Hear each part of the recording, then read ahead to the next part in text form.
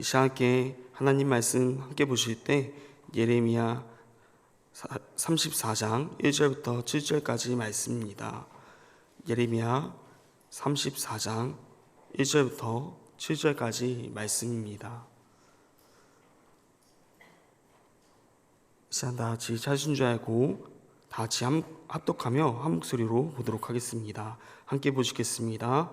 바벨론의 느부갓네살 왕과 그의 모든 군대와 그의 통치하에 있는 땅의 모든 나라와 모든 백성이 예루살렘과 그 모든 성읍을 칠 때에 말씀이 여호와께로부터 예레미야에게 임하여 이르시되 이스라엘의 하나님 여호와께서 이와 같이 말씀하시니라.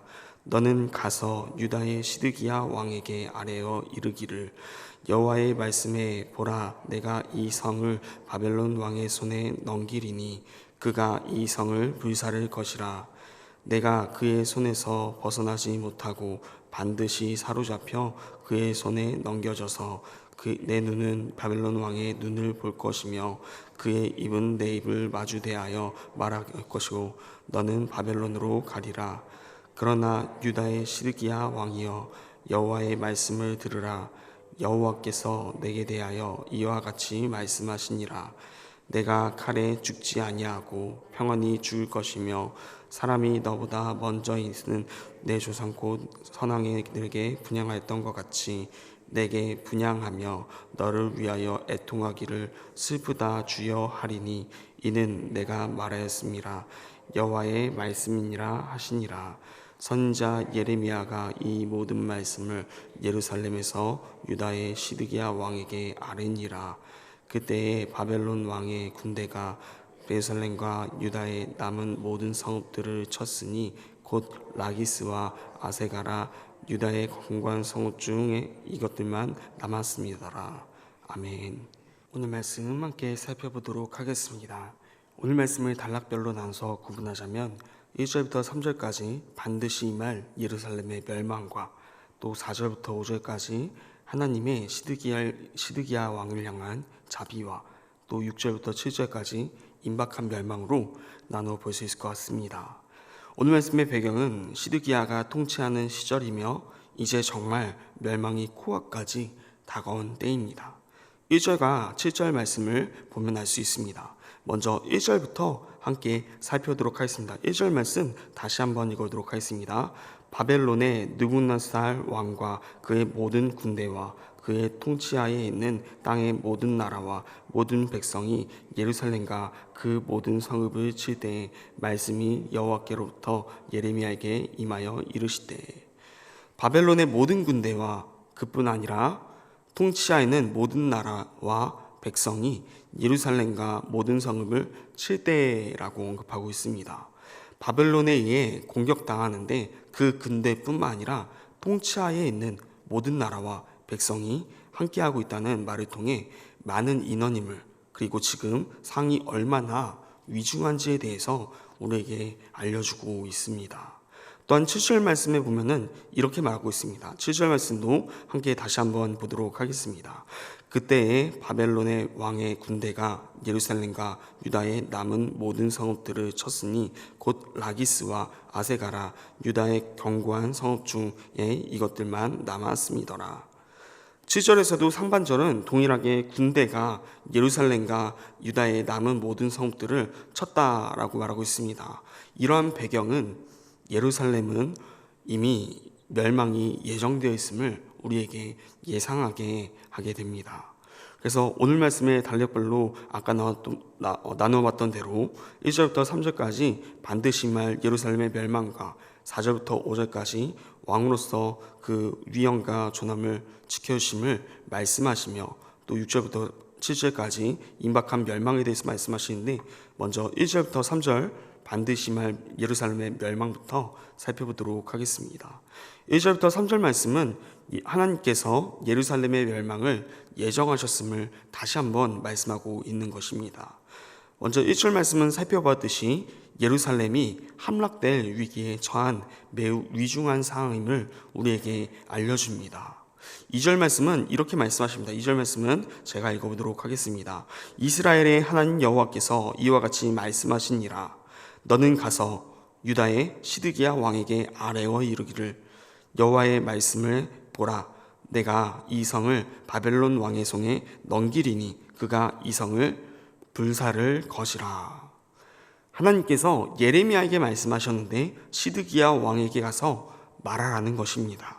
그 내용은 이 성, 즉 예루살렘 성을 바벨론 왕의 손에 넘길 것이고 그는 이 성을 불사를 것이라 라고 말씀하고 있다는 것입니다. 바벨론 왕의 손에 넘긴다는 것은 이번 주 말씀에서 살펴보았지만 바벨론을 통한 이스라엘의 멸망은 하나님이 바벨론 왕의 손에 넘기신다는 것이라는 그런 뜻을 갖고 있습니다. 하나님이 하신다는 것입니다. 즉 하나님이 하신 심판이라는 것입니다. 예루살렘의 멸망은 유다의 죄로 인해 하나님이 하신 징계이자 심판이라는 것입니다. 또한 이 성을 불사를 것이라고 말씀하시는데 하나님께서 예레미야서에서 심판을 선언하실 때 이 불사를 것이라는 말씀이 들어가는 것을 자주 보게 됩니다. 하나님은 왜 그냥 이스라엘이 예루살렘이 그 성이 멸망할 것이다, 황폐할 것이다 라고 말씀하실 수도 있는데 불사르겠다는 단어를 사용하셨을까요? 성경은 교차대꾸법이라는 문학적 구조가 종종 사용되고 합니다. 어떤 것이냐면 A와 A-에 B가 있는 것을 의미합니다. 그렇게 해서 B를 강조하는 것인데 이런 것입니다. 이성을 불사를 것이다 라는 말과 이성을 불사를 것이다 라는 그 말 사이에, 그 두 가지의 말 사이에, 동일한 말 사이에 다른 사건을 하나가 추가되는 것입니다. 예레미야서에 보면은 이번 주 말씀만 보아도 월요일 본문인 32장에서도 심판을 선언하실 때 바벨론을 통하여서 성을 불사를 것이라고 말씀하시고 또 오늘 말씀인 34장에서도 성을 불사를 것이라고 말씀하십니다. 그리고 또 37장에 보면은 다시 성을 불사를 것이라는 말씀이 등장합니다. 그러면 그 사이가 말하고자 하는 주요 핵심이 될 텐데 어떤 내용이 들어가 있을까요? 36장에서는 다음 주에 자세히 살펴보겠지만 오늘 말씀을 위해 간단하게만 미리 보자면 이번 주에 함께 살펴본 말씀에서 왕은 시드기야 왕이었는데 36장에 가면은 그 왕은 여호야김 왕으로 오히려 32장부터 34장보다 오히려 훨씬 더 이전 시대의 왕의 시대가 배경이 됩니다. 그런 이 36장에서 어떤 내용이 나오시지 아십니까? 예레미야가 하나님 말씀에 의해 이제 구두로 말해서는 도저히 듣질 않으니 두루마리에 글로 써서 말씀을 전하게 됩니다. 그 말씀은 백성들로 시작하여서 고관들에게 나아가고 또 고관들을 통하여서 여호야김 왕에게 올라가게 됩니다. 그런데 이 여호야김은 그 두루마리 하나님 말씀이 자신 앞에 읽혀질 때마다 칼로 그 두루마리 내용을 자르고 또 앞에 있던 화로에 불에 그 두루마리 말씀을 불태워 버립니다. 36장에서는 그런 말씀의 내용들이 담겨 있습니다.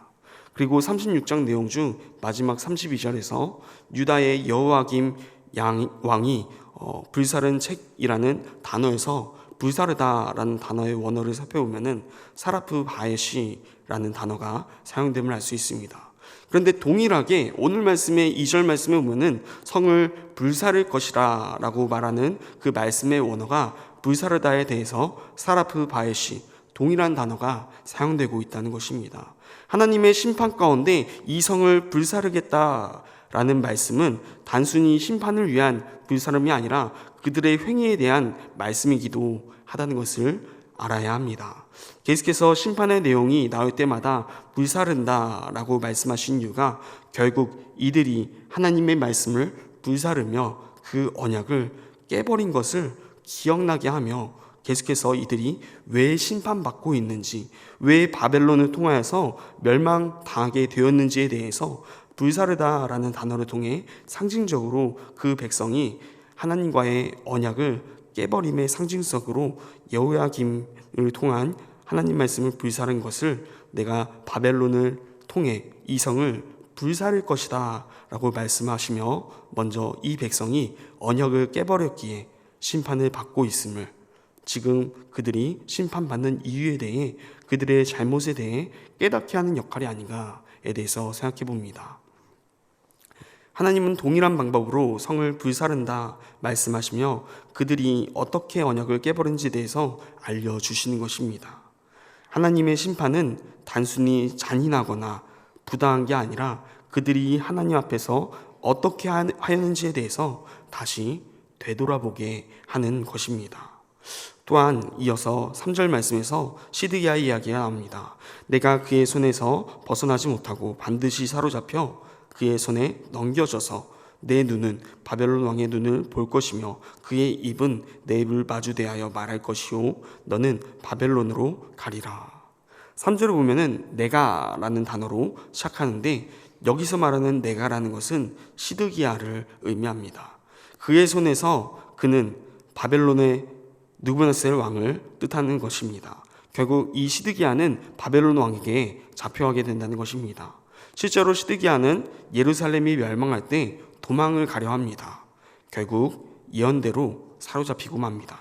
또한 내 눈은 바벨론 왕의 눈을 볼 것이며 그의 입은 내 입을 마주 대하여 말할 것이요 라고 말씀하시는데 이 말씀의 의미는 반드시 너가 바벨론 왕을 만날 것이라는 말씀을 하고 있는 것입니다. 눈을 마주하고 입을 마주하게 된다. 즉 서로 얼굴을 대면할 것임을 말씀하신 것입니다.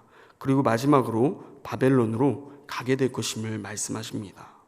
그러나 사로잡혔지만 온전한 몸으로 끌려갈 것이라는 말씀은 아닙니다. 시드기야는 39장을 통해 아들들의 죽음을 보게 될 것이고 또 눈이 뽑히게 될 것이고 결박당한 채 왕의 모습이 아닌 처참한 모습으로 끌려가게 될 것이기 때문입니다. 이렇게 예루살렘이 2절에서 이 성이 멸망하며 또 3절에서 그들의 왕까지 사로잡혀감을 통하여서 철저하게 그들이 멸망을 맞이하게 될 것임을 말씀하십니다.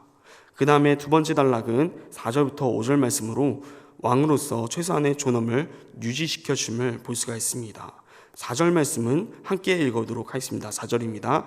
그러나 유다의 시드기야 왕이여 여호와의 말씀을 들으라. 여호와께서 내게 대하여 이와 같이 말씀하시니라. 내가 칼에 죽지 아니하고. 4절 말씀은 시드기야에게 다시 말씀을 들으라 라고 말하며 시작합니다. 그러며 4절과 5절을 통해 하시는 말씀은 최소한 왕으로서 그 존엄은 유지시켜줌을 말씀하십니다. 4절부터 이제 내가 칼에 죽지 아니하고까지 읽었는데 5절을 살펴보면은 내가 칼에 죽지 아니하고 편안하게 죽는다고 말씀해 주십니다. 그리고 선 왕에게 분향했던 것 같이 내게도 분향하고 애통함과 슬퍼함이 있을 것이라고 말씀하십니다. 최소한 왕의 존엄으로서 칼로 죽는 것이 아니라 평안하게 죽게 되며 선왕들과 같은 대우로 정상적인 장례를 치르게 될 것이라고 말씀하신 것입니다. 위로의 말씀 같지만 내용의 위중성을 보면은 결코 위로가 되지 않을 말씀 같기도 합니다. 그럼에도 하나님께서는 이 말씀을 해주신 것은 하나님 나라를 다스렸던 왕에게 베푸시는 일말의 자비가 아닐까에 대해서 생각해 봅니다. 이것이 하나님의 마음입니다. 하나님은 멸망을 선포하시며 이스라엘을 망하게 하시지만 그러면서도 공의롭지 못한 왕이었던 그 시드기야에게 자비를 베푸셔서 최소한 왕의 존엄을 지켜주신다는 것입니다. 그 마지막 단락에서 6절과 7절에서 임박한 멸망에 대해서 말씀해 주십니다. 6절과 7절 말씀 마지막으로 같이 읽어보도록 하겠습니다. 함께 보시겠습니다. 선지자 예레미야가 이 모든 말씀을 예루살렘에서 유다의 시드기야 왕에게 아뢰니라. 그때에 바벨론의 왕의 군대가 예루살렘과 유다의 남은 모든 성읍들을 쳤으니 곧 라기스와 아세가라 유다의 견고한 성읍 중에 이것들만 남았음이더라. 마지막 7절 말씀을 통해서 오늘 말씀은 끝이 납니다. 그런데 7절 말씀을 보면은 바벨론이 유다의 남은 모든 성읍들을 쳐서 예루살렘 성읍을 제외하고 라기스와 아세가라는 그 두 성읍밖에 남지 않음을 말합니다. 이것을 통해서 말씀하시고 하는 것이 무엇일까요? 이제 두 성읍이 함락되면은 그때부터는 어디가 함락되는 일만 남았습니까? 이제 예루살렘 성읍만 남았다는 것입니다. 즉 이제 함락되기까지 정말 시간이 별로 남지 않았다는 것을 말하고 있습니다. 그야말로 멸망이 임박하였음을 말씀하고 있는 것입니다. 오늘 말씀을 읽으며 묵상하며 고민했습니다. 분명히 월요일 본문에서 하나님은 우리에게 심판하신가 그 이유에 대해서 충분히 설명해 주셨습니다.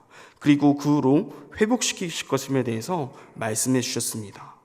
그런데 또다시 심판의 메시지가 등장한 이유가 무엇일까? 그렇다면은 다시 이 심판의 메시지를 통해 우리가 묵상하고 나누며 살펴볼 것이 무엇일까에 대해서 고민해 보게 되었습니다. 그러던 중에 하나님께서 주신 마음은 왜 예레미야는 여러 번 심판을 선포할 수밖에 없었을까였습니다. 예레미야가 여러 번 이들에게 심판을 선포한 이유는 그들이 듣지 않고 깨닫지 못했기 때문입니다. 하나님은 계속해서 너희에게 주어진 심판이니 바벨론에 항목하고 사로잡혀가 70년의 그 세월을 감당해라, 채워라. 그러면 내가 다시 회복하겠다. 다시 언약을 너희와 맺어 너희는 지키지 못하는 그 언약을 내가 지키게 해주고 결코 깨지지 않는 그러한 언약을 주겠다고 말씀하시지만 그럼에도 듣지 않았기에 또다시 말씀하고 있는 것입니다. 성을 불사를 것이다. 너희가 나의 말씀 두루마리를 불사르듯이 내가 너희를 불사를 거야. 너희가 내 말을 듣지 않고 언약을 깨버렸기 때문이야. 시드기야, 너 사로잡혀 갈 것이야. 반드시 너가 바벨론 왕을 보게 될 거야. 그러나 일말의 자비로 평온한 죽음과 정상적인 장례를 치르게 해줄게. 어떻게 하라는 것입니까? 바벨론에 저항하지 말고 애쓰지 말고 그게 내 뜻이니 내가 그렇게 한 것이니 내가 그것을 통하여 너희를 다시 회복할 것이니 사로잡혀 가라는 것입니다. 그 말을 들으라는 것입니다. 그럼에도 듣지 않기에 하나님은 예레미야를 통해서 거듭해서 이 심판의 메시지를 말씀하고 계신 것입니다. 오늘 말씀을 묵상하며 처음 든 생각은 이스라엘 정말 어리석구나. 어떻게 이렇게까지 하나님의 백성이라는 자들이 하나님 말씀을 거역할 수 있을까? 왜 이렇게 알아듣지 못할까? 라는 생각이 들었고, 또 두 번째로는 그렇다면 우리는 정말로 하나님 말씀에 따라 살고 있는 자들인가에 대한 생각이 들었습니다. 우리 또한 이 폐역한 백성들과 다르지 않다는 생각이 들었습니다. 하나님의 공이라고 말하는 그 이름을 가지고 있던 시드기야처럼 그리스도인이라는 거룩한 이름을 가지고 있는 우리들이지만 실상은 시드기야가 하나님 앞에 공의와 정의를 행하지 못했던 것처럼 우리도 하나님 앞에 우리의 삶 가운데 이웃 가운데 그 공의와 정의를 행하지 못하고 있다는 것입니다. 그런 우리에게 이번 주 말씀을 통해 내가 절대 깨어지지 않는 언약으로 메시아를 너에게 주었고 또 그를 통해서 너희가 행하지 못하는 그 공의와 정의를 행하겠다 말씀하시며 하나님 앞으로 나아오라고 하나님의 심판을 받으라고 또 회복의 길로 돌아서라고 오늘날 우리에게도 동일하게 말씀하시고 있다는 것입니다. 우리도 죄인이지 않습니까? 우리의 삶은 안녕하십니까? 똑같지 않습니까? 우리 가운데 죄악된 모습이 얼마나 많습니까? 오늘날 살아가실 때 그 모든 죄악된 모습, 우리의 힘으로, 우리의 행동으로 깨어진 그 언약이 예수 그리스도의 십자가와 보혈을 의지할 때 다시 우리 삶 가운데 깨어지지 않는 언약으로 회복되기를 간절히 소망합니다. 오늘 삶을 통하여 언제나 나를 기다리시고 또 함께 하시는 그 주님 앞에 여호야김처럼 내가 듣기 싫은 말씀을 모두 잘라내고 내가 듣기 싫은 그 지키기 싫은 말씀을 불사르고 있지는 않은지에 대해서 되돌아볼 수 있는 시간 되기를 간절히 소망합니다.